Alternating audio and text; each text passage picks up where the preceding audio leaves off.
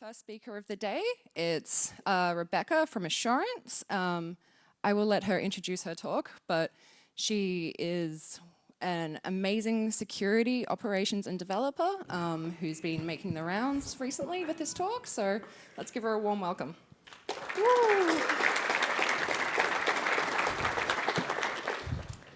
Hi everyone, I'm Rebecca.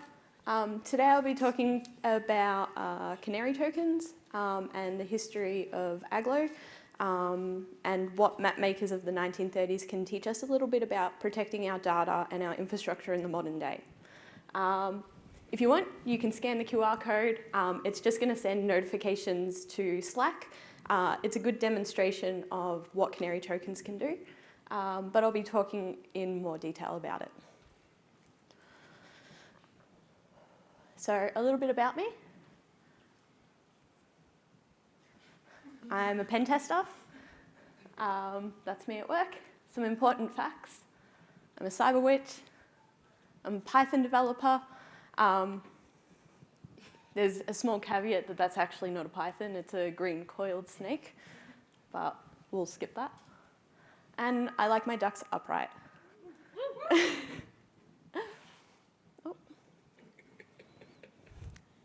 So just a quick note, the stuff that we're going to talk about today might not be applicable for your business, organisation or infrastructure, and that's totally okay. Security isn't a one-size-fits-all thing. Sometimes you need to tweak things, sometimes the solution just doesn't work. But I do encourage everyone to go ahead and at least give it a try. You might be surprised by the results. So, paper towns are towns or places that don't actually exist. They simply exist on paper. They've been employed by map makers for many, many years to catch out map thieves and things like that. Agloe was one of those places.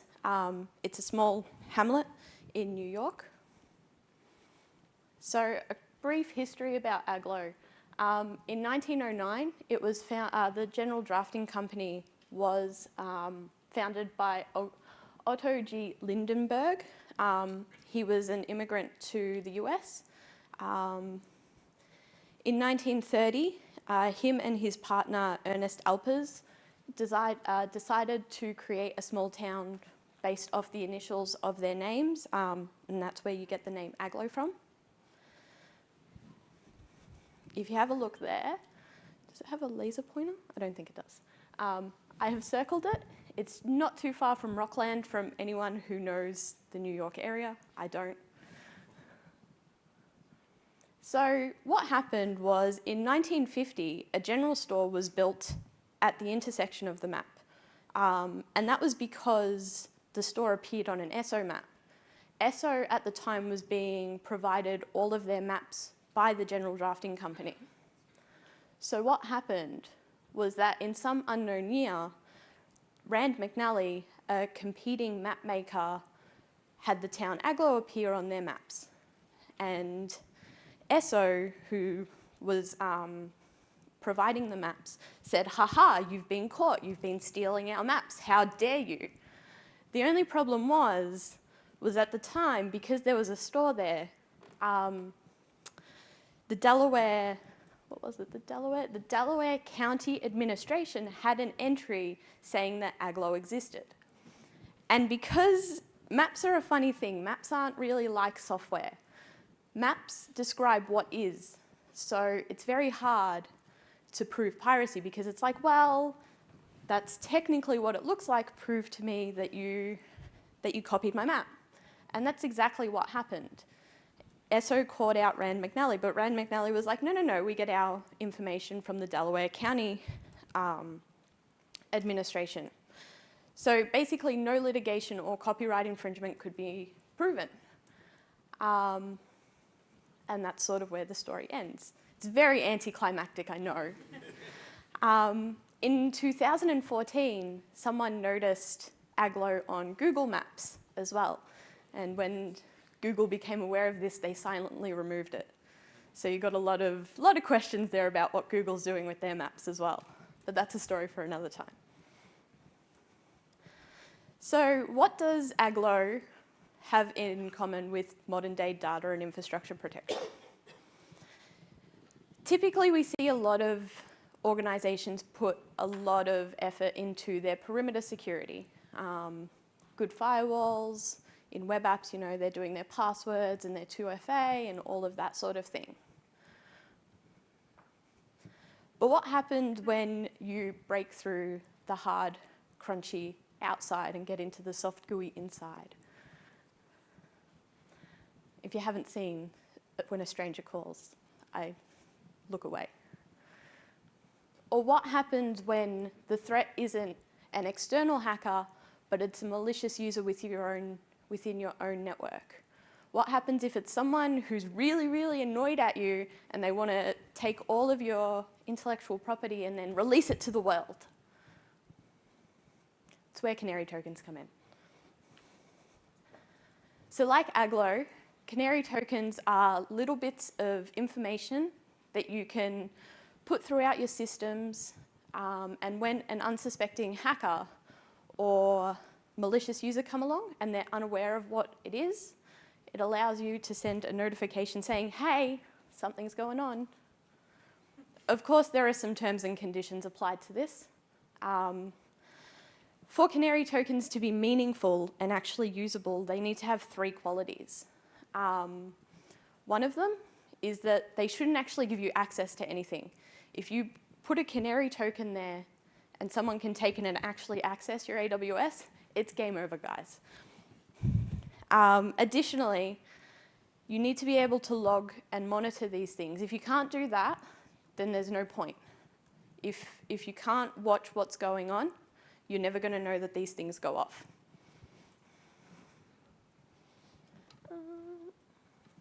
The last thing, and this is the most important part, and it's probably one of the hardest things to do, is you need to make sure that they look enticing to the bad guys, or bad women, either or, bad people. If they don't look enticing, then no one's going to activate them, trip over them, whatever you want to say, and you're never going to know. And there are a few ways that you can do that, which we'll get into a little bit later on. So today I'll be talking primarily about the canary tokens provided by Thinkst Applied Research. I don't work for them. I'm not being paid to do this talk. They're just a really easy, free-to-use token. It's relatively easy to deploy. It comes in a Docker container. We'll talk about the pros and cons of that later. But there are heaps of solutions available, and canary tokens aren't actually a new concept. They've been discussed a lot in academia for a while. They're also known as tripwires or honey tokens because they're sort of a spin-off of the traditional honeypot that you would put in your infrastructure normally. So that's where you can grab some canary tokens from. It allows you to, create a few, try it out for yourself, but the infrastructure is also super easy to spin up on DigitalOcean or something like that, as long as you're not using DNS. Okay, so I will show you what some of these tokens look like. So as I said, I spun up an instance on DigitalOcean, and then I use PagerDuty to pipe all of that to Slack. So as you can see, we've had 3 people scan them. Canary tokens are really hard to demo because it's like, look, you got an alert, congratulations, there are bad people doing stuff. And they're in the audience. Yeah.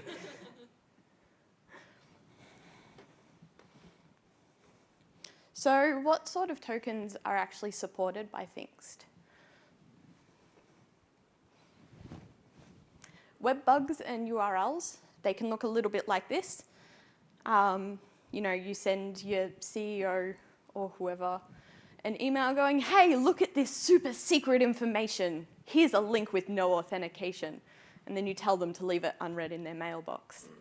And then when their email is eventually hacked into, the bad guy or bad person will come along and they'll be like, oh, look at this email. It has information for a business name. How exciting. I'm going to click on that link, and then suddenly you get a Slack notification. You're like, haha, there's a bad person in the email. CEO, change your password now. And also enable 2FA. This is what I was telling you about. Technology, it's the worst. You can also do email addresses for a similar effect. So you have your users SQL. You probably don't want it in your real users SQL. You might want to live life in the fast lane. So what would happen is a user comes along, a hacker comes along, and they dump this database, and then they start sending out all those spammy emails or whatever bad people do. And then you'll get a notification when this email address is hit. Someone has been in my database, so you know that something bad has happened, but you should have other things in the way before they can actually get to your databases, because defense in depth, people. This is also a really good one, AWS Credentials. So you put in your Canary credentials in your AWS Credentials file if you're on Linux or OS X. And basically, if a bad person comes and compromises your computer, they'll probably go sniffing around this area first. They'll take those credentials and then they'll try and hit AWS. Of course, they're not going to get anywhere because what was one of our qualities of a Canary token? Don't give them access to anything. There is also another tool that does AWS tokens en masse, and it's called SpaceCrab. SpaceCrab is great. There's a little crab and it's coloured like space. If you need to deploy AWS tokens at scale, and you have a lot of developers who are using AWS, SpaceCrab is a much better way of doing that. Things Canary, because you need to generate each of them one by one, can be a bit more tedious. So services like that are also open source. And then you can also do something like this, where you put in an entry into your host config. So basically, I have the enticing staging.dc internal. Hopefully they haven't noticed that there's no domain controller in the network. Normally you would deploy this with a DNS entry, so then you have your really fancy internal looking domain name. I was really lazy and battled for a good 2 days with DNS, so mine's just an IP address. You can also create an identity file just to sort of make it look even more enticing and, you know, get them to try and use that entry. Also, visual host keys are amazing. If you haven't tried using visual host keys, I would highly recommend it.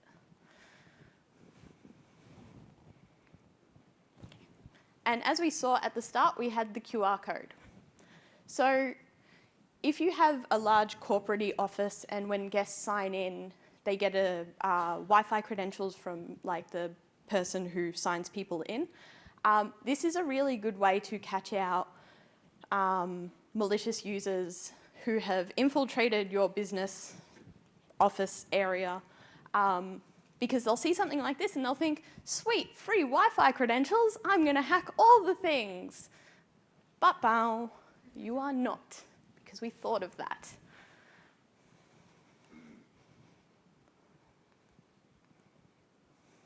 Yes. Oh, dang, the little emoji didn't show up.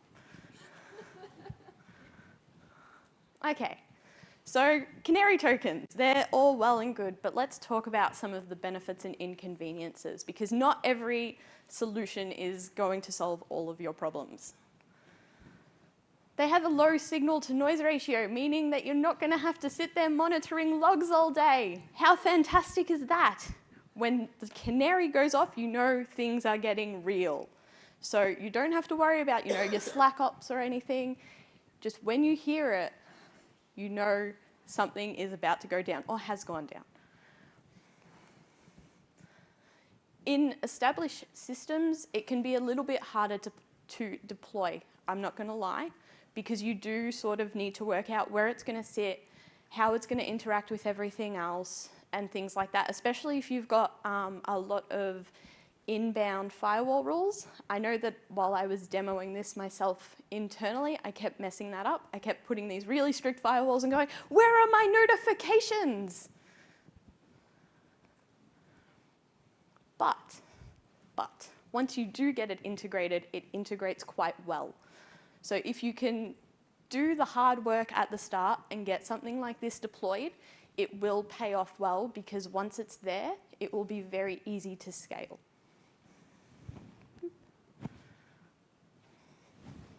Boop. The downside, of course, is that canary tokens only give you very limited visibility of what's going on.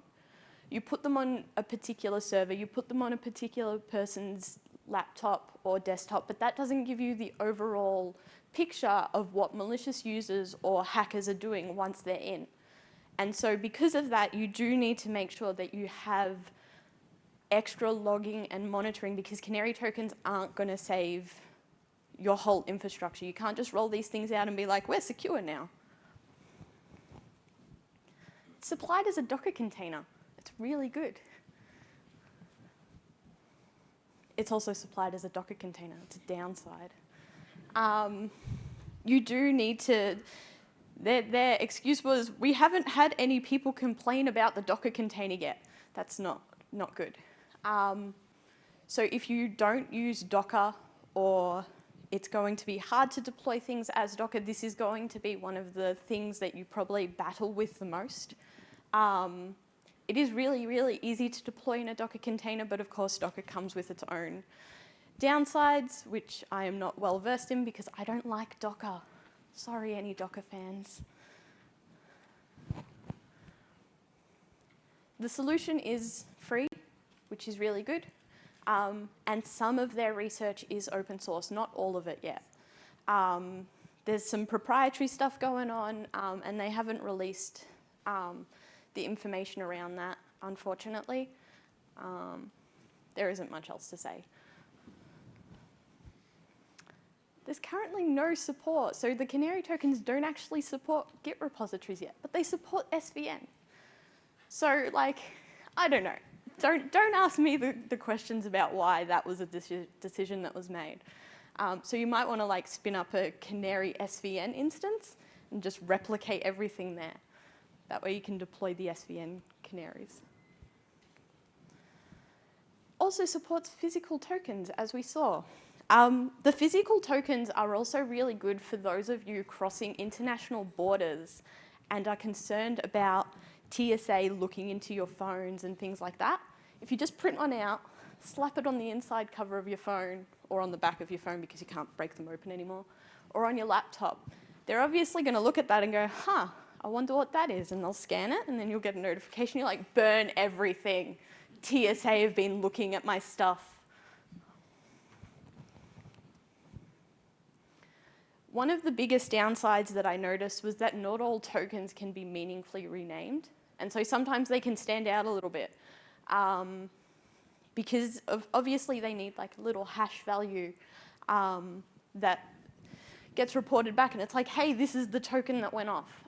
So in some cases that can be a really, really big downside, especially for the Word documents and things like that, but there are other ways of getting around that by using those embedded links and things like that.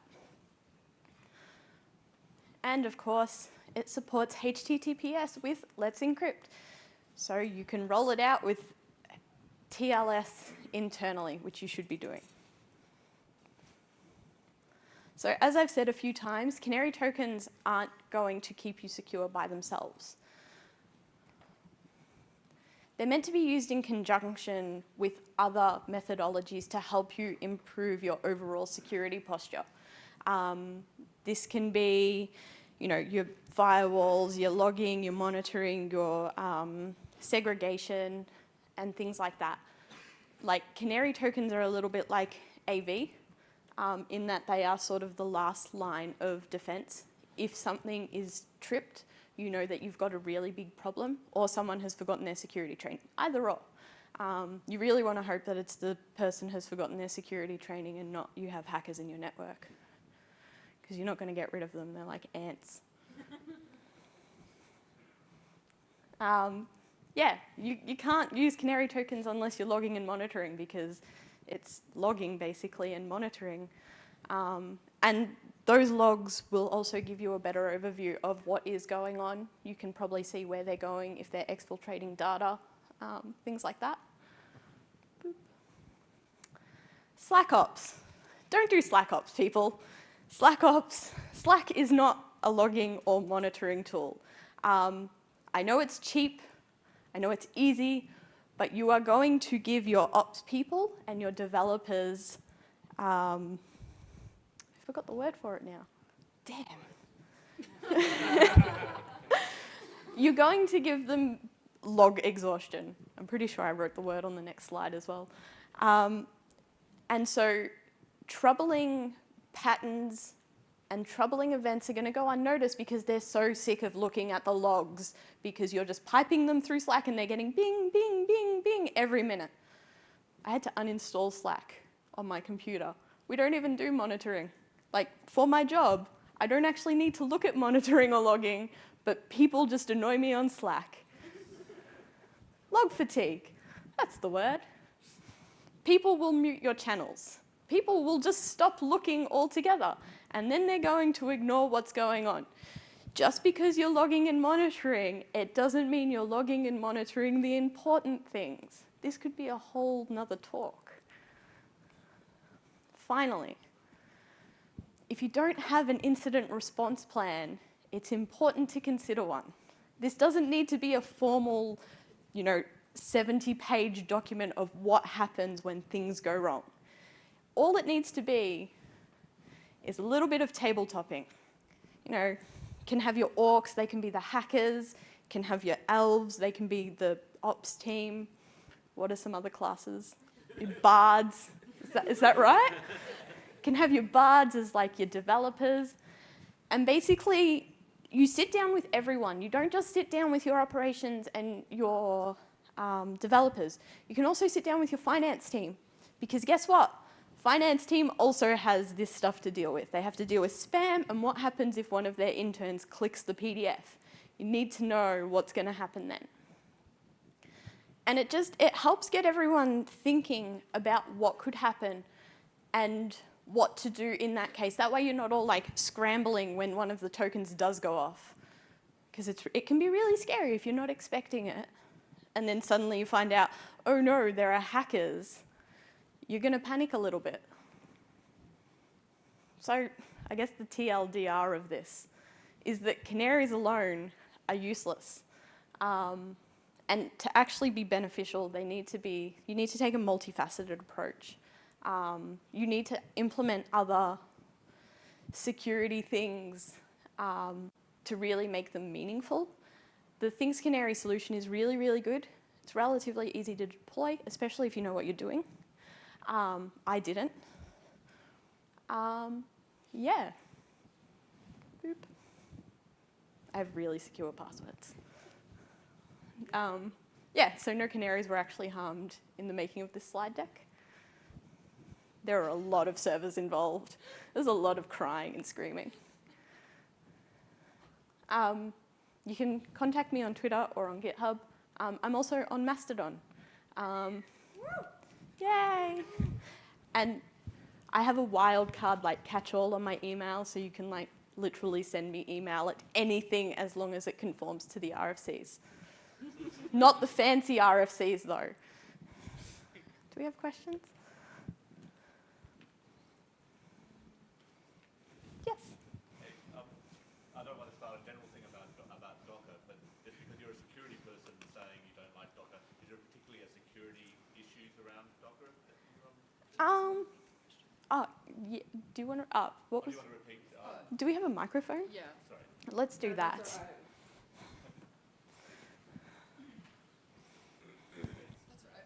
Two. Okay. Yeah, thanks. It's just because we're heavy users of Docker, and as a security person on the stage saying you don't like Docker, can I just ask, not to get into a general thing about Docker, but is there a particular security issues that you have with Docker? Thank you. So my concerns with Docker primarily come from the same reasons that the sandbox was removed from jQuery. A lot of people see Docker containers as proper like virtual machines or proper segregation between your operating system and your Docker instance, and it's just not that. I also personally just don't work with Docker, so when I have to do Docker things, I get really frustrated with it. But yeah, my main concern as a security person with Docker is that there are a lot of developers who think Docker is like a secure container, and if a hacker gets into our Docker container, that's it, it's fine, it's all contained, when that's really not the case, especially if you're not hardening your Docker containers. So yeah, that's my main concern with them.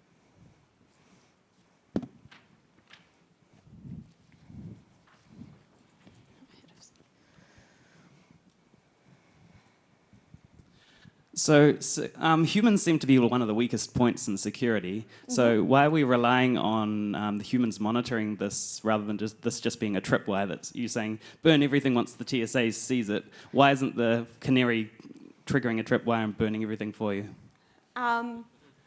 Because there's a lot of potential for false positives. Like if you haven't set them up correctly, if you've done it right, you're not really going to have that problem, but that's a very extreme reaction.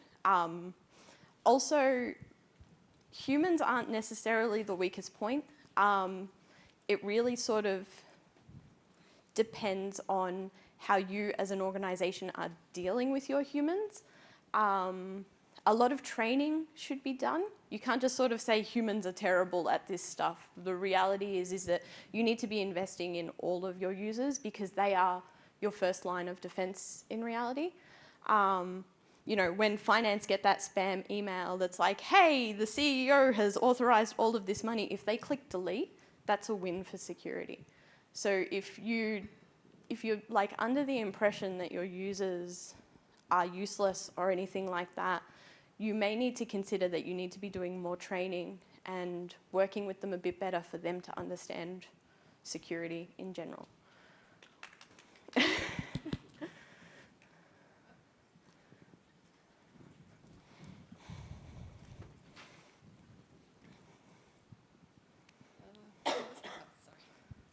Just making sure our volunteers get lots of exercise running around with the microphone. So if you're just like an individual adminning your own machine, you've got your own personal dev box or personal machine, do you use any ideas on how to set something like this up for helping protect yourself? Yeah, so basically after I set it up in DigitalOcean, I was like, hey, this would be great for my own stuff. I guess it depends on what you're comfortable with. I had heaps of trouble with DigitalOcean and I would need to allow this instance to be publicly accessible to generate tokens and for it to get alerts. So now I'm considering rolling it out at home on my own infrastructure so it can be internal. But yeah, like if you're using AWS, the AWS tokens are really good. They also provide a lot of Windows folders. So if you're a Windows user, you can deploy some of those with, credentials as the name. You can also do it with the embedded images. So they're good if you're using not Office like Word, but if you want to do PowerPoint or Excel, you can just embed that image or that link. But yeah, like the solution is easy enough that you could deploy it in your own internal network with minimal hassle.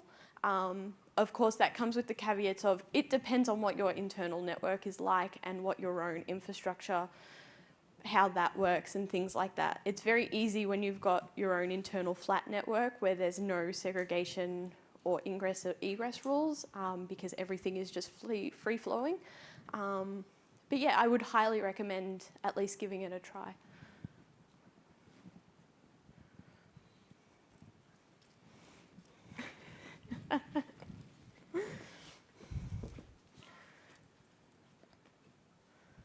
And I have the baton. Once you've got alerting in place, there's many things that you're now getting channels of information coming in. I guess the focus for the hackers then, if they know that this sort of thing is going to be a focus, would be to isolate your system administrators so they don't get the alerts. Yep. How do you combat something like that? That's a really, really hard question. Because you really are sort of relying on hackers coming in and not knowing that this infrastructure is in place. And that's why it's really important to try and ensure that when you're naming the actual box that these canaries are going to, it looks legitimate. You can always deploy multiple instances. But the reality is that it is very easy to just sort of divert all of those notifications out. Yeah, it's a hard question, and depending on how it's a very system-dependent question. Like, what are you doing? How are you managing your internal routing? Things like that. So it's not a really easy question that I can just be like, this is how you do it. It really would take a lot of time to sit down with your ops people, your developers, anyone who manages that, and have a chat to them. Because yeah, the reality is that you're talking about actual hackers rather than like pen testers coming in, because if pen testers come in and they trip these things, it's fine, they're meant to be there, but it's the bad guys who have no idea what they're doing as they bumble their way through your system that you're going to pick up. I guess one possible solution to that would be use a snitch-like service that constantly says, hey, I'm still here, I'm okay, I'm still here, I'm okay. And if that disappears, then it's like, well, hang on, something's taken out my alerting. Yeah. Yeah, that would be a good solution.